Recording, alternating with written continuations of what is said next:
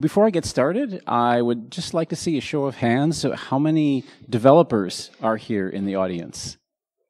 You have a lot of developers? Okay, great.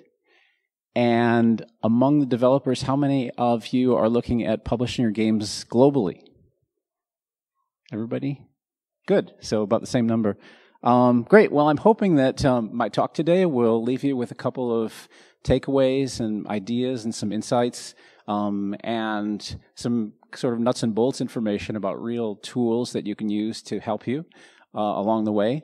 My talk is called Free Tools and Strategies for Publishing Your Game Globally, and the two operative words there are free, because everybody likes free stuff, of course, and globally, because that's what the focus of the tools is that I'd like to present.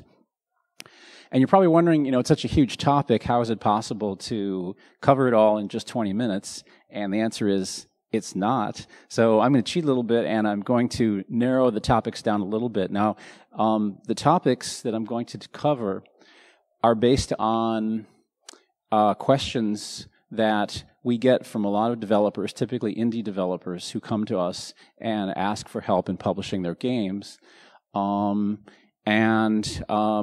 We have, over time, we've been able to answer those questions much better. I think several years ago when we first started, we weren't quite as sort of knowledgeable or didn't have as much data available to us. But now we've got a lot more data. We've got some interesting partnerships in place, interesting tools, and that's sort of the crux of what I'd like to talk about today. So the two questions that typically people ask about us are, one, where are the best global markets to publish my game? And two, mostly for mobile developers, what are some good strategies for ASO, in particular global ASO? So once you've gone through and developed a list of, say, keywords, or you've optimized your app description, and you're interested in localizing either your app or just having it out in the App Store, how can you most easily or effectively convert those keywords and all of that effort you put in so you're visible in overseas markets as well? So I'd like to talk briefly about that. So those are the two topics. Just very briefly, as Jean-Francois mentioned, we're a game localization, marketing, and publishing company. We've been around for 25 years. I was at Chris Early's keynote a couple of days ago, and he mentioned that Ubisoft has been doing games for 30 years. And when I heard that, I thought, man, that's a long time. And then I realized, we've been doing it for 25. We're a very agile company, sort of agile publisher, in the sense that we have sort of traditional publishing services, that is, we offer a complete publishing solution, and we also unbundle those services. So if we have a developer who comes to us and is only interested in localization, or only interested in market entry analysis, or only interested in ASO, we can provide those services as well. Basically, we want to be providing the kinds of services and the kinds of value that exactly match the needs of the developers who we work with. So, to the first question, where should I publish my game? As I mentioned, a while ago when we first got started, our typical answer was, well, just go to the top markets. Look at the top markets around the world, and you can't go wrong, right? It's just, that's where all the gamers are. But what's happened is that over time, those markets have become a lot more saturated, and they've been saturated with really large publishers or large developers, not creating a lot of opportunity or as much opportunity for smaller developers. So it's really important to hone your marketing strategy and figure out where really are the best markets for your games, and not just go by the numbers. If we take a look at the global game software market now this data is from the end of last year, but it's still pretty close. You'll see that we have, of course, the major markets in Asia, North America, and Europe. The fastest growth, of course, has been in Asia, in particular in China. The aggregate growth rate is around 6% per year. So we're talking upwards of about, this year, about $100 billion is kind of the number that's been kicked around. And the top markets, if you wanted to just look at specific countries based on revenues, Top markets are number 1 is China, 2 is the U.S., 3 is Japan, and then 4 and 5 are about even between UK and Germany. So, you could just focus on those, but the problem is that, the cost of entering those markets, the UA cost and related costs, has gotten so large that it really consumes a lot of your resources, especially if you're on a pretty small budget, if you're an indie developer. So as I mentioned earlier, it's better to have a more refined strategy, do a little bit more analysis, and figure out, maybe there are other markets that are available to you, those with lower, CPI costs, or markets that are particularly specialties in certain genre or certain niches, where you might, be able to bubble up to the top of the charts much more easily than in some of these more established, more mature markets. So that's basically the problem.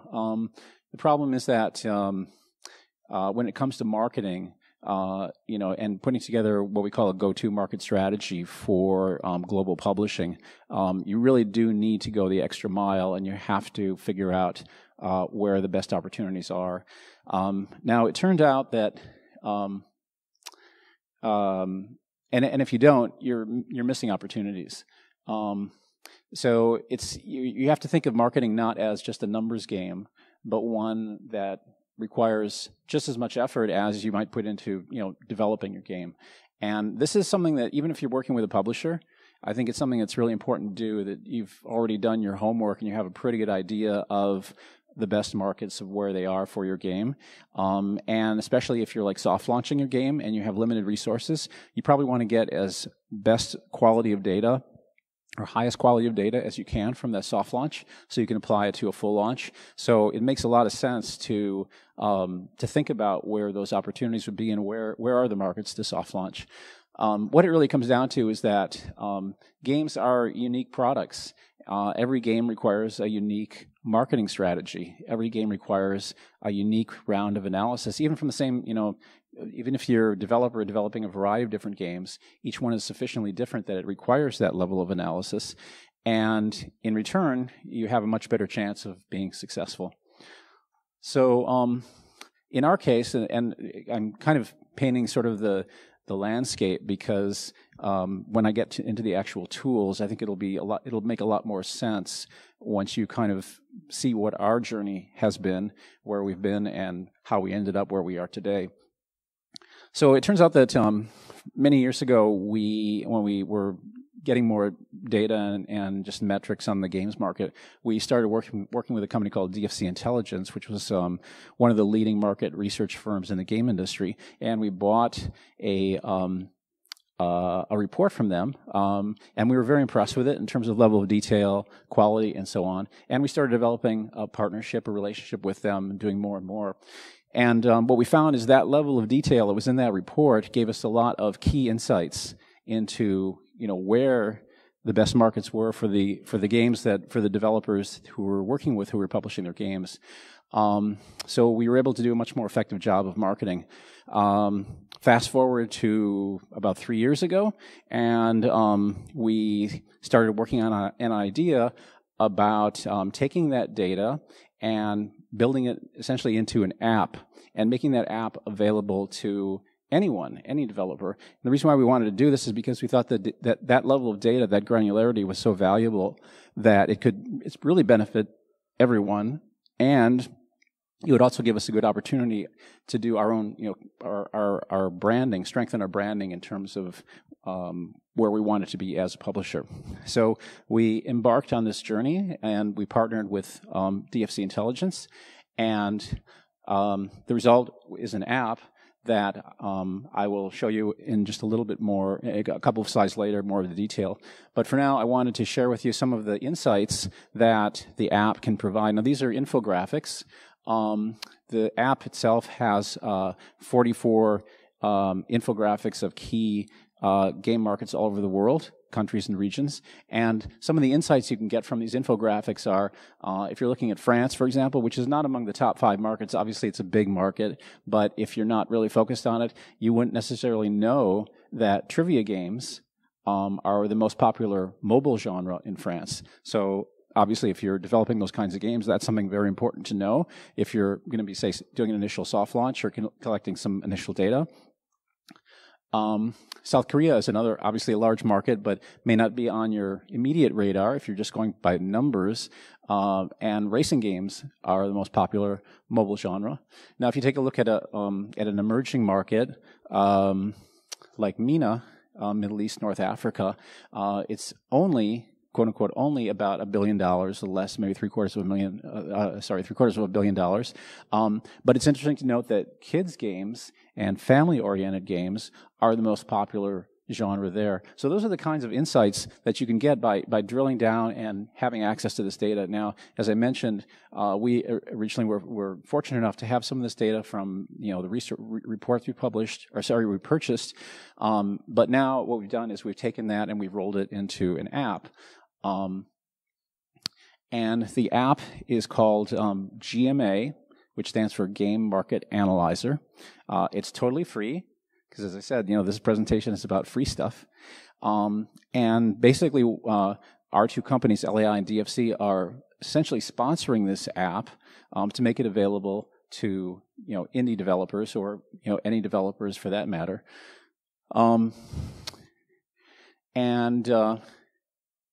The app, it's not just in Chinese. This is just happens to be a picture we have. We do have an English version as well. I'm just going to give a quick run through of just screenshots very quickly, just to give you an idea of the kinds of capabilities that the app the app provides. So this is the opening screen of the app, and basically it prompts you to enter information about your game, such as the platform and the game genre. There's data in the app to support all three major platforms, mobile, console, and PC. And then all of the standard genres are also supported. You can also enter information about the target demographic for your game, the age group, the target gender, and then even the monetization model. That can be helpful as well to know. If you run a market analysis, you get a screen that looks like this. It basically shows you a capture of the entire world,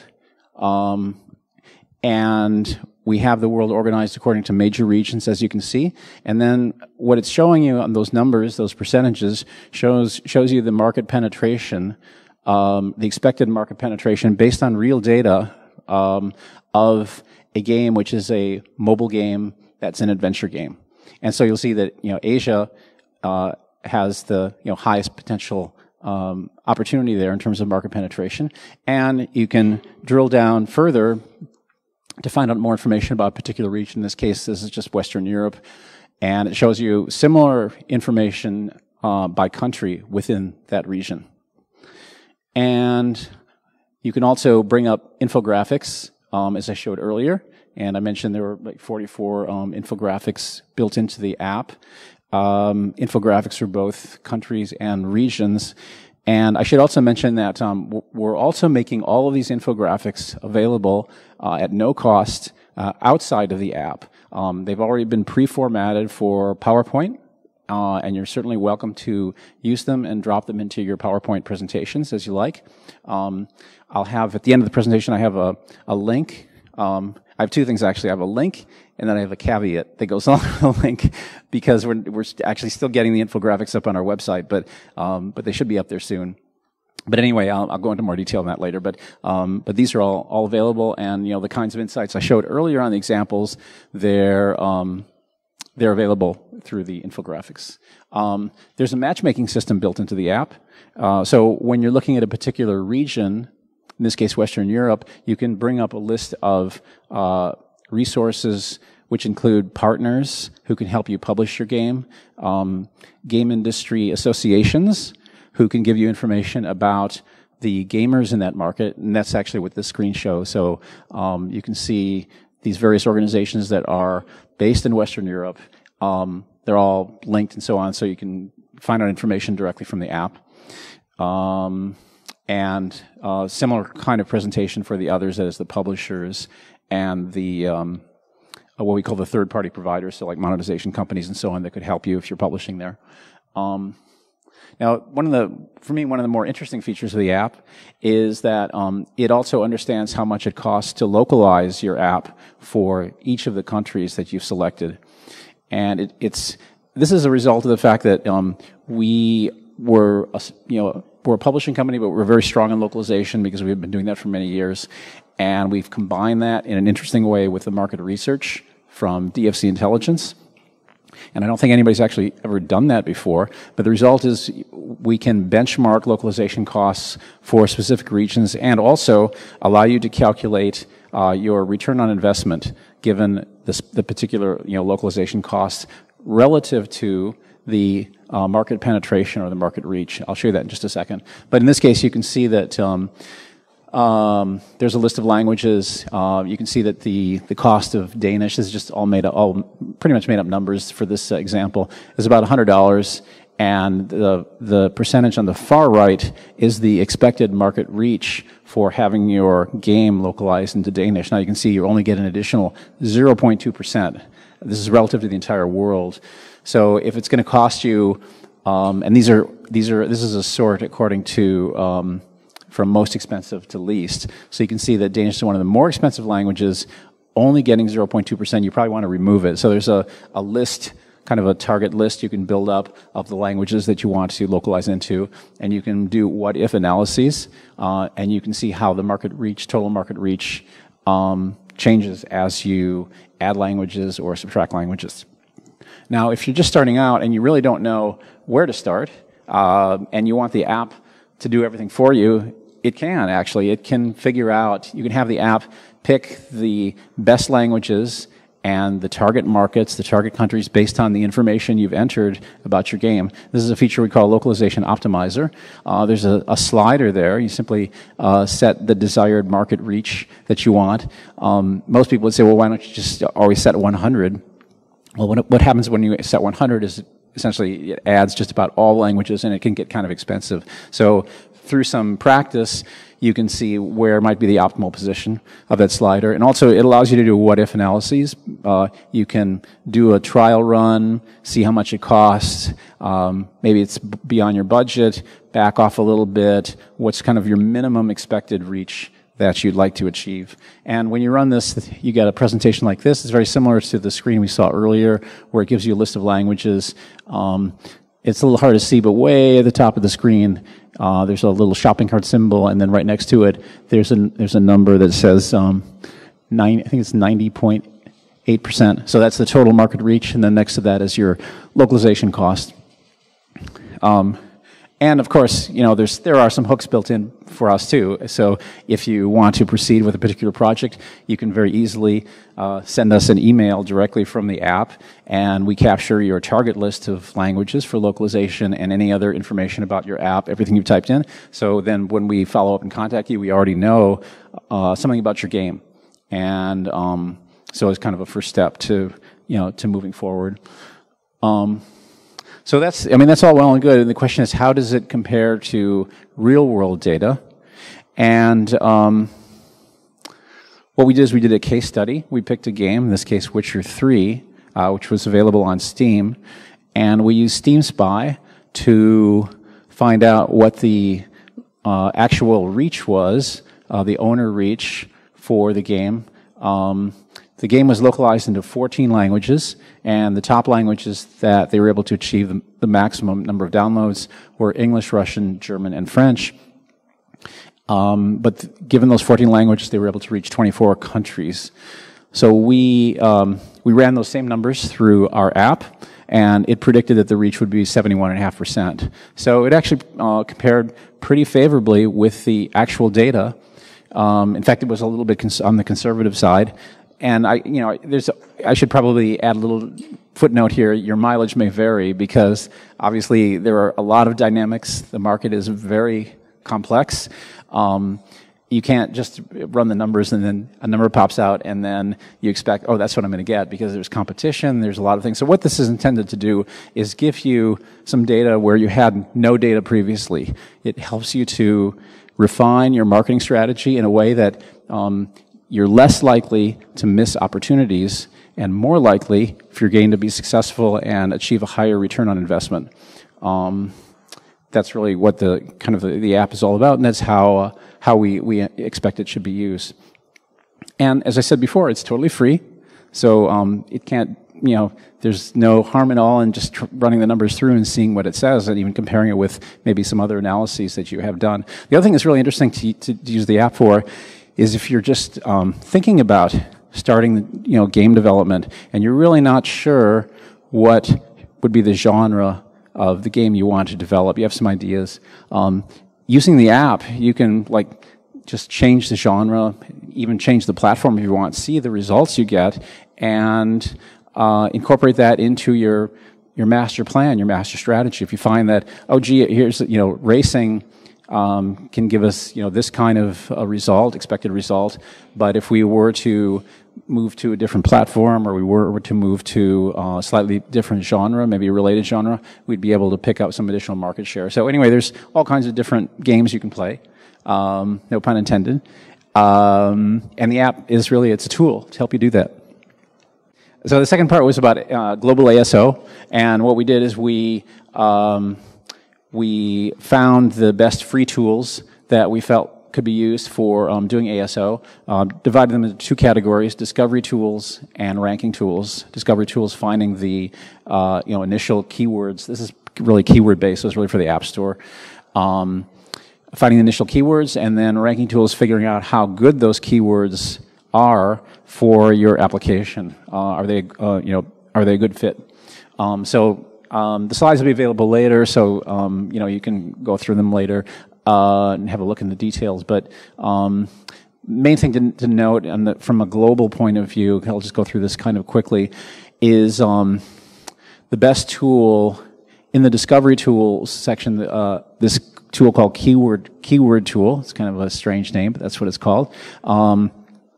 It supports all App Store languages. So if you're developing, a global strategy and you want to have your keywords localized, which is really very essential if you want your app to be discovered in other app stores, this tool makes it very easy to do, because you can just change the App Store to, the French App Store, or the Japanese App Store very easily, and try other terms.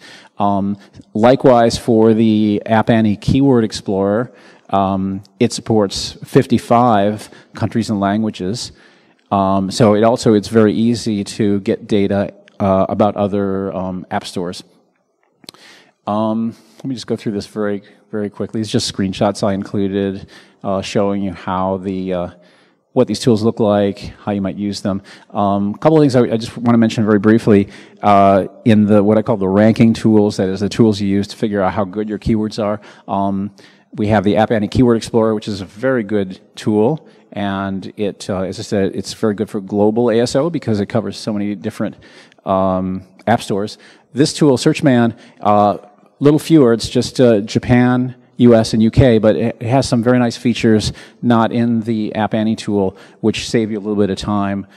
Just gives you a nicer presentation, in some respects, more information piled together. You can get the same information from the other tool, but it just takes a little more manual work. So I just wanted to mention that very briefly.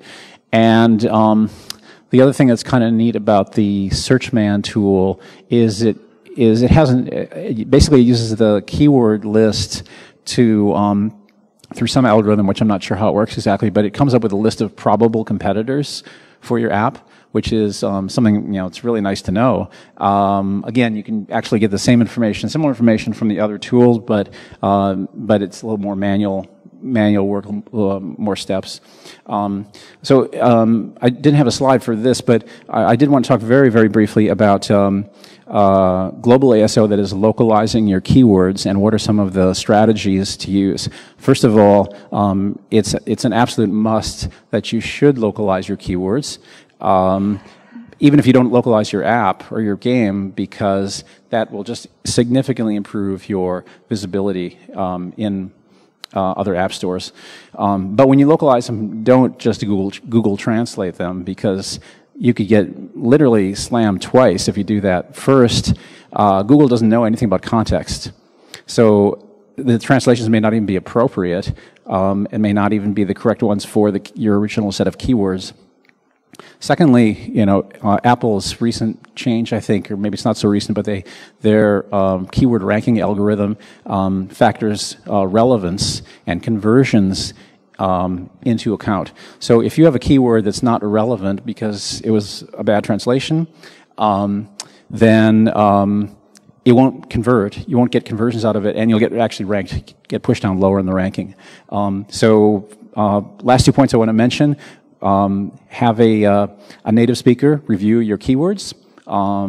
That's absolutely essential. And the other is some languages where your keywords are compact, like, for example, Chinese, more compact than English. You have extra space. Fill that extra space with English keywords, because some users overseas will use English keywords when doing the search.